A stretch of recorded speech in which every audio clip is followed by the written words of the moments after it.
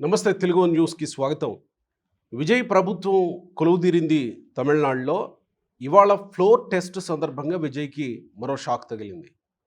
Floor టెస్ట్లో విజయ్ నెగ్గుతాడా లేదా అనేది ఒక మీమాంస మధ్యలో ఫ్లోర్ టెస్ట్ జరిగింది.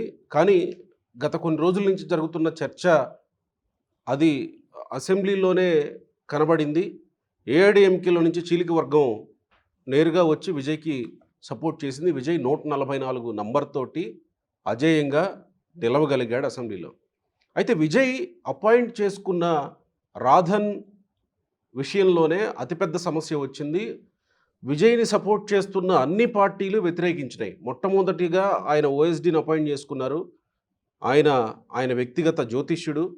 ఆయన అపాయింట్ చేసుకోవడంతోనే విజయ్ మీద విమర్శలు మొదలయ్యాయి. విజయ్ ఆ నిర్ణయాన్ని వెనక్కి తీసుకోక తప్పలేదు. మొదటి నుంచి చూస్తున్నాం. గవర్నర్ని కలిసే విషయం దగ్గర నుంచి విజయ్ పక్క పార్టీల వాళ్ళకి మద్దతు ఇవ్వమని పంపేటువంటి లెటర్ల విషయంలో కూడా విజయ్ వ్యవహరించిన తీరు, విజయ్ టీం వ్యవహరించిన తీరు మనం చూస్తూ ఉన్నాం. ఎక్కడో ఏదో లోపం, ఎక్కడో ఏదో తేడా కొడుతున్నట్టే కనబడుతూ ఉంది. ఇప్పుడు కూడా అదే జరిగింది. అసెంబ్లీలో అన్ని పార్టీలు ఒక్కసారిగా గొంతెత్తేసరికి ఆ రాధన్ వెట్రివేల్ని తప్పించక తప్పలేదు విజయ్కి. సీనియర్ జర్నలిస్ట్ వివి రావు గారు జాయిన్ అవుతున్నారు మనతో. ఈ స్థాయిలో 144 మంది మద్దతు రావడం వెనక ఏం పని చేసింది? దాంతోపాటు రాధన్ వెట్రివేల్ విషయంలో విజయ్ నిర్ణయం. నమస్కారం రావు గారు. నమస్తే. మొదట ఈ విజయ్ అజేయంగా నిలవడం ఫ్లోర్ టెస్ట్ మొదటి నుంచి అతనికి కాన్ఫిడెన్స్ ఉన్నట్టే కనబడింది. అదే కాన్ఫిడెన్స్ ఈరోజు ఫ్లోర్లో నిరూపితమైంది. డిఎంకే వాకౌట్ చేసినప్పటికీ ఏ ఈక్వేషన్స్ పనిచేసేయి వెనక అని అనుకోవచ్చు? అంటే ఏఐడిఎంకేలో విభేదాలు ఉన్న విషయం స్పష్టం మొదటి నుంచి కూడా. ఏది ఆ ఏఐడిఎంకే ఒక వర్గం విజయ్తోటి పొత్తుకుపోవాలనేది ఒక ఏది షణ్ముఖం వాళ్ళు కాదు, వీళ్ళతోటే పోవాలి, మనం బీజేపీతో పోదాం, ఎన్డీఏతో పోదాం అనేది పళనిస్వామి వర్గం.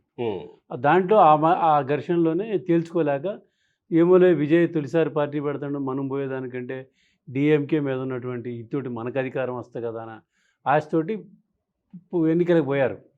ఎన్నికల ఫలితాలు ఊహించిన దానికంటే భిన్నంగా వచ్చాయి. వీళ్ళిద్దరు అనుకునే డిఎంకేను ఏఐడిఎంకేను కాకుండా విజయ్ ఎమర్జ్ అయ్యాడు.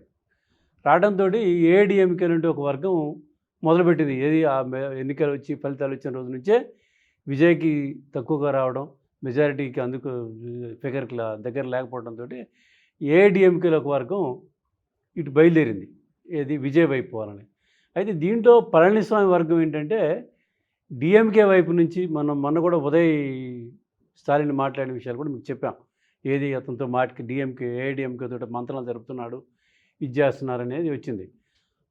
దీన్ని ఏది డిఎంకేతో విజయ్కి వ్యతిరేకంగా డిఎంకేతో కలిసి మనం ప్రభుత్వం ఏర్పాటు చేయాలి, దీనికి సిద్ధంగా ఉండాలి అని పళనిస్వామి వాళ్ళకి సూచనలు పంపించాడు పార్టీ ఎమ్మెల్యేలకి.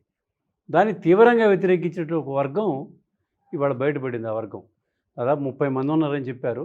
ఇవాళ ఓటింగ్లో అయితే 24 మంది వచ్చి ఓటేశారు. అయితే డిఎంకే వాళ్ళ ఊహించింది ఏంటంటే డిఎంకే పక్షాలు మద్దతు ఇవ్వవు. ఏది సిపిఎం, సిపిఐ, పిసికే, ఐయుఎంఎల్ మద్దతు ఇవ్వవు. మనం మద్దతు ఇస్తే మనకి మంత్రి పదవులు వస్తాయి, మనం అధికారం చేసుకోవచ్చు అనేది షణ్ముఖం ఎమ్మెల్యేల నిర్ణయం, వాళ్ళ ఆలోచన. అయితే అనూహ్యంగా డిఎంకే స్టాలిన్ దీనికి ఊహించి వాళ్ళకి అవకాశం ఇవ్వకుండా వీళ్ళనే ప్రజాస్వామ్య పరిరక్షణ, రాజ్యాంగ సంక్షోభం లేకుండా, రాజకీయ సంక్షోభం లేకుండా ప్రభుత్వాన్ని ఏర్పాటు చేయడానికి మేము ముందుకెళ్తున్నాం, మేము మద్దతు ఇస్తామని ఈ పార్టీలు అంటే ఓకే చెప్పేశాడు. దాంతో వాళ్ళ పళనిస్వామి వాళ్ళది పక్కన పోయింది.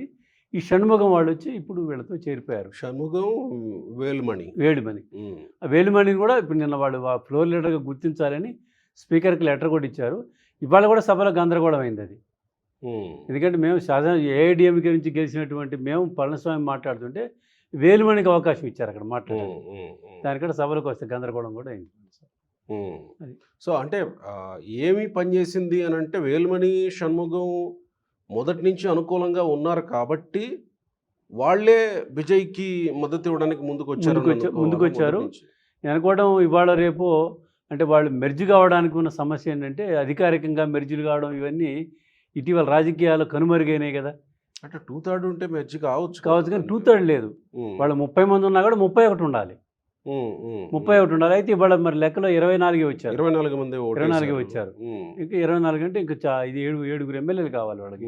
ఇది మెర్జ్ కావాలంటే ఇవాళ మెర్జ్ కావాల్సిన పని కూడా లేదు కదా ఇవాళ రాజకీయాల్లో. మనం చూసాం కదా, 5 ఏళ్ళు కొనసాగవచ్చు. మనం చూసాం కదా, 5 ఏళ్ళు కొనసాగచ్చు కదా. అందుకని నేను అనుకోవడం వచ్చేటువంటి 24 మందిలో షణ్ముఖము, వేలుమణి వీళ్ళందరికీ, వీళ్ళందరికీ కొంతమందికి మంత్రి పదవులు ఇచ్చే అవకాశాలు కూడా ఉన్నాయి. మనం ఈ మధ్య కాలంలో మాట్లాడుతూ ఈ బొటాబొటీ చిన్న పార్టీలతోటి ఏర్పాటు చేస్తున్నాడు కాబట్టి విజయ్ ప్రభుత్వానికి దినదినగండం నూరేళ్ల ఆయుష్ అన్నట్టుగా మాట్లాడాము. అవును. కానీ ఇప్పుడు ఈ 24 మంది మద్దతుతోటి 24 మంది అటెండ్ అయ్యారు కాబట్టి ఓటేసారా, లేకపోతే అటెండ్ కాని వాళ్ళు ఇంకెవరైనా ఉన్నారా? 24 మంది 24 మంది మద్దతు వచ్చింది కాబట్టి ఇప్పుడు ఇది కూడా మళ్ళీ దినదినగండం నూరేళ్ల ఆయుష్ లాగా అవుతుందా? వాళ్ళు టెక్నికల్గా సపోర్ట్ కాదు. ఏంటంటే ఇప్పుడు కేరళ లాంటి చోట్ల ఒక విధానపరమైన నిర్ణయాలు తీసుకొని విధానాలకు అనుగుణంగా ఒక కూటమిలు ఏర్పడ్డాయి మొదటి నుంచి. ఆ కూటమిలు అలా కొనసాగుతున్నాయి.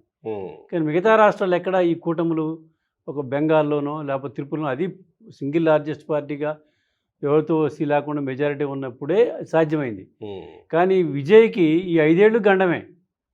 ఇప్పుడు దాంట్లో 24 మంది వస్తారు. దాంట్లో కొంతమందికి మంత్రి పదవులు రావు, 2-3 వస్తాయి.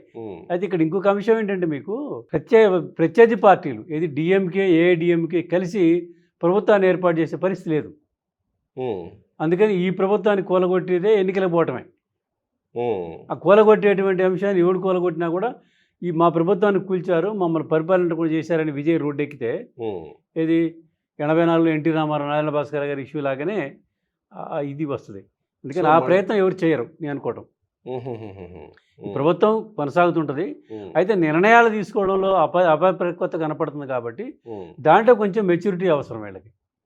సలహాలు ఇదే నిర్ణయాల్లో అపరిపక్వత అనే కోణం కిందకే చూడాలా ఈ రాధన్ వెట్రివేల్ విషయంలో కూడా అంతే కదా.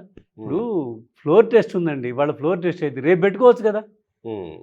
రేపు ఎల్లుండి పెట్టుకుంటే ఇంత దాడి ఉండదు. ఇవాళ అసలు తీసుకున్న ఇప్పుడు గవర్నర్కి ఇంతకుముందు చెప్పినట్టు గవర్నర్ దగ్గరికి వెళ్ళే దగ్గర నుంచి అతను ముందు చూపు లేకుండా, ఆలోచించకుండా త్వరితగత నిర్ణయాలు తీసుకుంటున్నారు.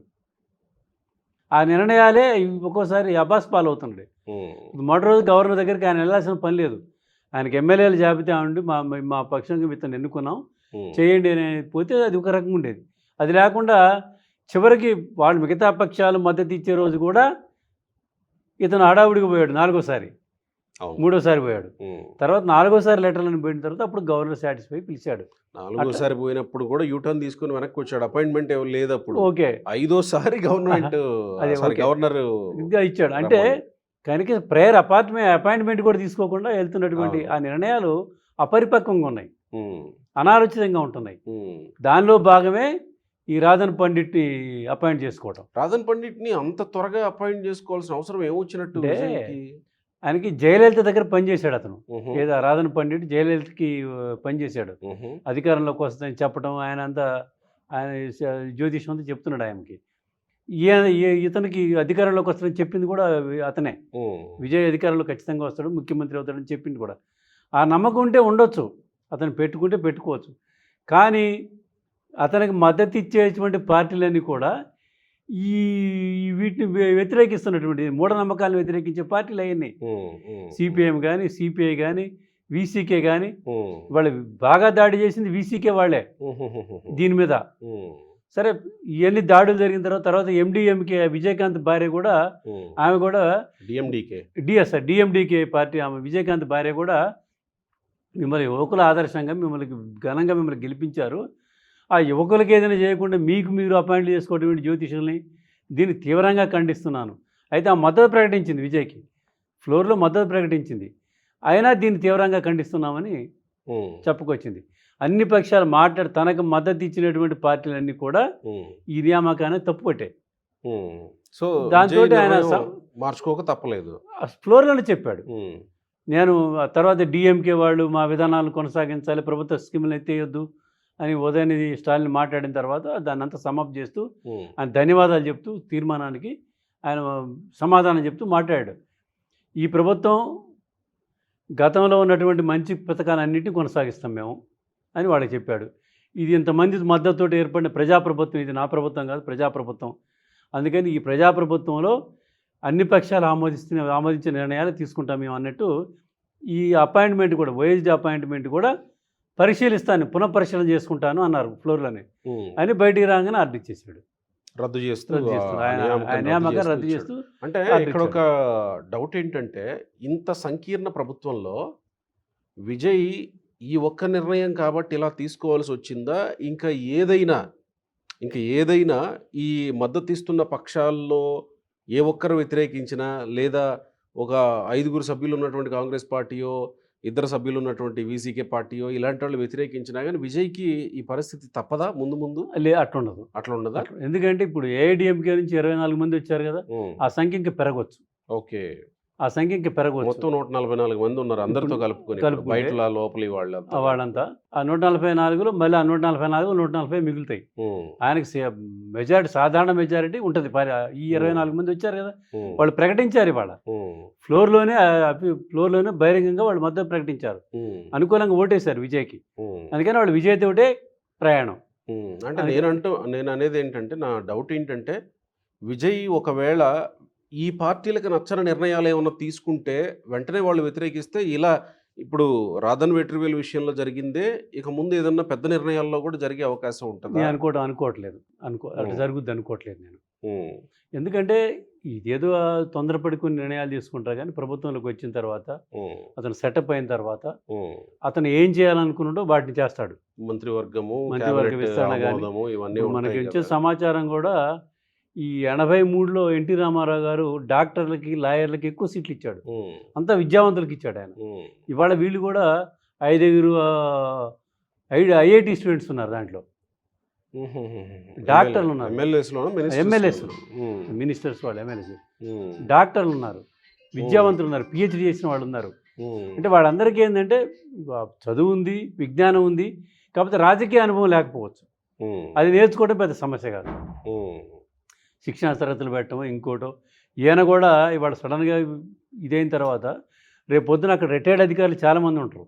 అవును కదా, మంచి పరిపాలన వాళ్ళు ఉంటారు, తర్వాత ఇంటలెక్చువల్స్ ఉంటారు. వాళ్ళందరితోటి కూడా ఇతను సంప్రదింపులు చేయడం, ప్రభుత్వానికి, ప్రజలకి మంచి పేరు తెచ్చుకోవడం కోసం మంచి నిర్ణయాలు తీసుకుంటాడని నేను అనుకుంటున్నా.